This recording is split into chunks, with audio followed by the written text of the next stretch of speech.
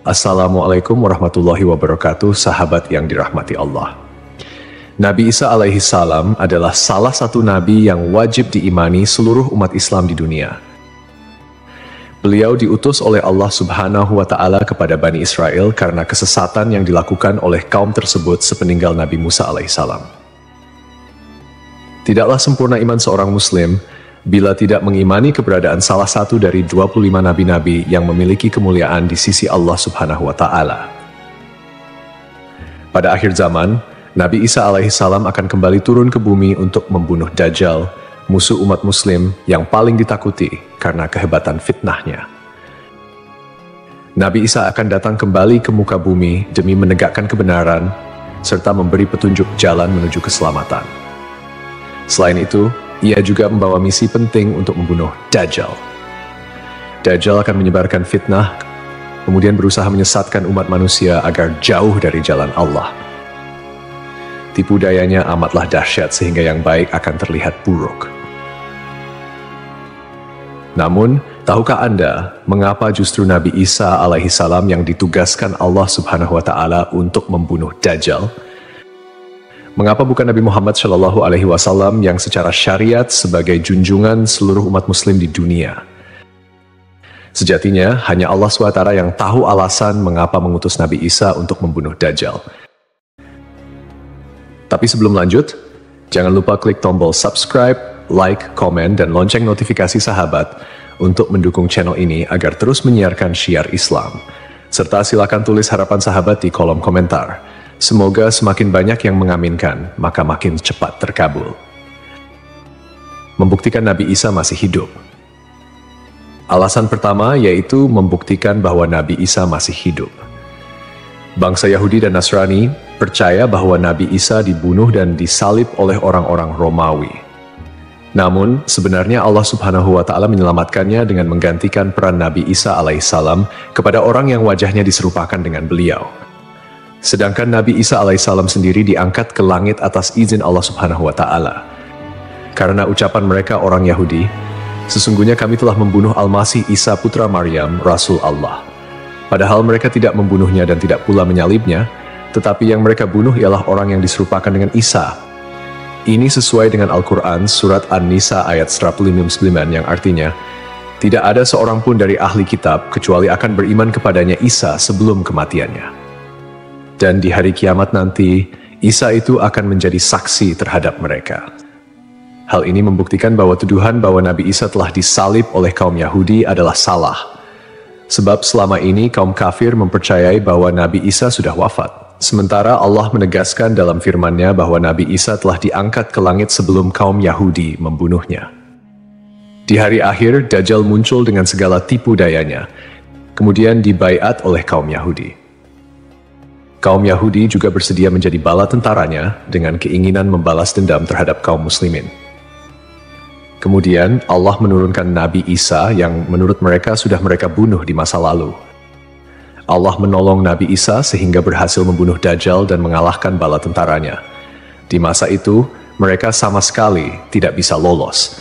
Bahkan jika ada seorang Yahudi yang bersembunyi di balik pohon, batu, atau dinding, maka benda-benda itu akan berseru, "Di sini ada orang Yahudi." Dekat dengan Nabi Muhammad. Salah satu nabi yang memiliki kedekatan khusus dengan Nabi Muhammad adalah Nabi Isa. Aku adalah manusia yang paling dekat dengan Isa bin Maryam. Antara zaman kami berdua tidak ada nabi yang memisahkan. Selain itu, Nabi Isa sendiri pernah berdoa kepada Allah Subhanahu wa Ta'ala untuk dijadikan umat Nabi Muhammad. Oleh sebab itu, Nabi Isa diturunkan ke bumi untuk menjadi umat Nabi Muhammad. Pasalnya, berita tentang keistimewaan Rasulullah Shallallahu Alaihi Wasallam memang sudah diketahui pada zaman Nabi Isa. Hal tersebut diterangkan di dalam Injil sesuai surat Al-Fath ayat 29. Nabi Muhammad adalah utusan Allah dan orang-orang yang bersama dengan dia bersikap keras terhadap orang-orang kafir yang bersikap memusuhi, tetapi berkasih sayang sesama mereka. Itu adalah sifat-sifat mereka yang diungkapkan dalam Taurat dan Injil. Yakni seperti benih yang mengeluarkan tunasnya, kemudian tunas itu makin kuat, lalu menjadi besar dan tumbuh di atas batangnya. Tanaman itu menyenangkan hati orang yang menanamnya. Keadaan mereka diumpamakan seperti itu. Karena Allah hendak membuat marah orang-orang kafir. Allah menjanjikan kepada orang-orang yang beriman dan mengerjakan kebajikan di antara mereka ampunan dan pahala yang besar. Nabi Isa alaihissalam kembali turun ke bumi diyakini akan menegaskan kebenaran dari ajaran Nabi Muhammad SAW.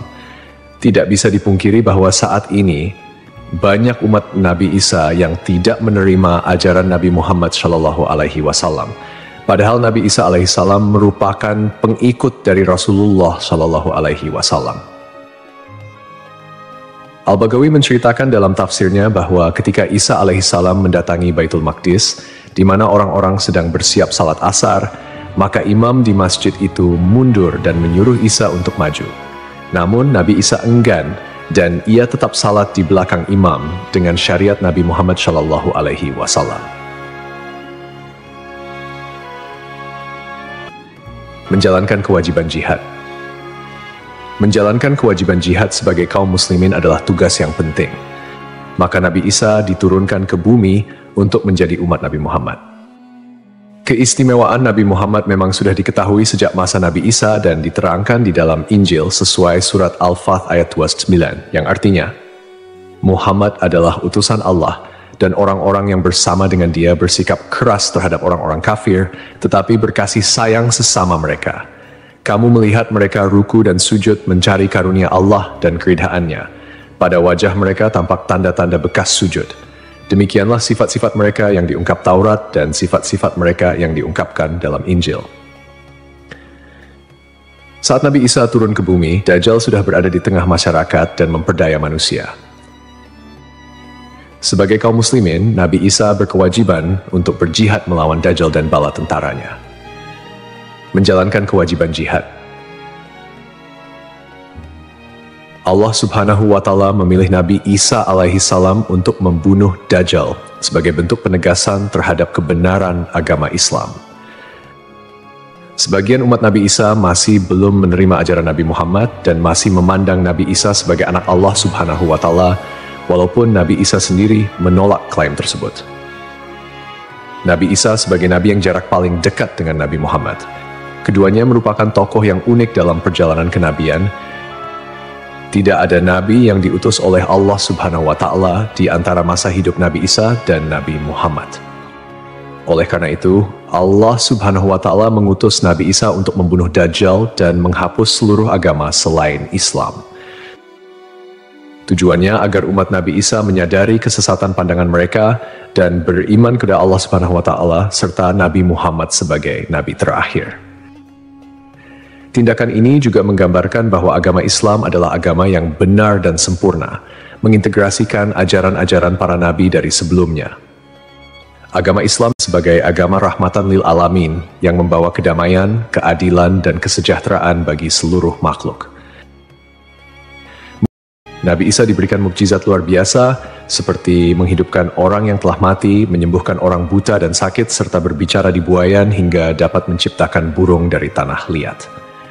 Nabi Isa sebagai penyempurna dari ajaran sebelumnya menyampaikan bahwa setelahnya akan muncul seorang utusan terakhir, yakni Nabi Muhammad. Nabi Muhammad, nabi yang paling mulia dan utama di antara semua nabi. Beliau dianugerahi mukjizat terbesar, yaitu Al-Quran, yang merupakan firman Allah Subhanahu wa Ta'ala yang tidak dapat ditiru ataupun diubah oleh siapapun. Selain itu, Nabi Muhammad juga memiliki syafaat, yaitu pemberian ampunan kepada umatnya di hari kiamat. Melalui perbuatan membunuh Dajjal, Nabi Isa akan memperkuat dan menegaskan kemuliaan Nabi Muhammad, mengakui kedudukannya sebagai nabi penutup zaman. Tidak hanya Al-Quran, Nabi Muhammad juga diberikan mukjizat lain seperti membelah bulan dan air mengalir dari jemari tangannya. Perjalanan Isra dan Miraj serta mampu bersabda dalam berbagai bahasa. Mukjizat-mukjizat ini menunjukkan kekuasaan Allah yang melampaui batas akal manusia. Sementara keistimewaan Nabi Muhammad sebagai utusan Allah yang paling sempurna semakin terungkap, akhlak mulia, kejujuran tak tercela, keberanian luar biasa, dan kepedulian yang mendalam terhadap umatnya juga menjadi bagian dari kepribadian Nabi Muhammad. Beliau adalah uswatun hasanah, telan baik bagi seluruh manusia. Hubungan dekat Nabi Isa dan Nabi Muhammad terlihat jelas, di mana Nabi Isa adalah nabi yang paling mendekati masa kenabian Nabi Muhammad tanpa ada nabi lain yang diutus oleh Allah antara keduanya. Nabi Isa bahkan menyampaikan kabar tentang kedatangan Nabi Muhammad sebagai nabi terakhir. Beliau mengakui bahwa Nabi Muhammad adalah nabi penutup para nabi dan menyatakan persaudaraan di antara mereka, cinta dan saling menghormati. Nabi Isa dan Nabi Muhammad menjadi bukti kebersamaan spiritual dengan mengakhiri keberadaan Dajjal. Nabi Isa secara simbolis menegaskan kemuliaan Nabi Muhammad dan menghormati sebagai nabi akhir zaman. Untuk dikembalikan ke tanah. Alasan selanjutnya, Nabi Isa alaihissalam akan dikembalikan ke bumi sesuai kodrat manusia yang tercipta dari tanah. Hal tersebut sebagaimana yang dijelaskan pada surah H ayat 5 yang artinya, dari bumi kami menciptakan kamu, dan kepadanya kami akan mengembalikan kamu, dan daripadanya pula kami akan mengeluarkan kamu pada kali yang lain. Nabi Isa alaihissalam diturunkan ke bumi juga menandakan bahwa ajalnya akan tiba. Setelah wafat, Nabi Isa alaihissalam akan dimakamkan di tanah suci, lalu dibangkitkan kembali bersama manusia lain di hari kebangkitan. Mengenai lokasi makam Nabi Isa alaihissalam, terdapat perbedaan pendapat di kalangan ulama. Sebagian ulama mengatakan lokasinya terletak di Bait al-Maqdis, dan sebagian lainnya mengatakan akan dimakamkan bersama Nabi Muhammad SAW. Sebagai muslim yang beriman, tidaklah pantas bagi kita untuk membanding-bandingkan siapa nabi yang lebih hebat, karena semua nabi yang diutus oleh Allah Subhanahu wa Ta'ala mempunyai tujuan yang sama, yaitu mengajak tauhid, mengagungkan kebesarannya.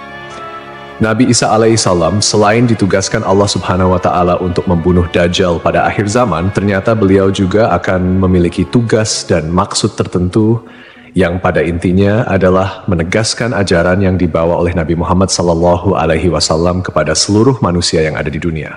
Semoga kita semua bisa memetik pelajaran. Wallahu a'lam.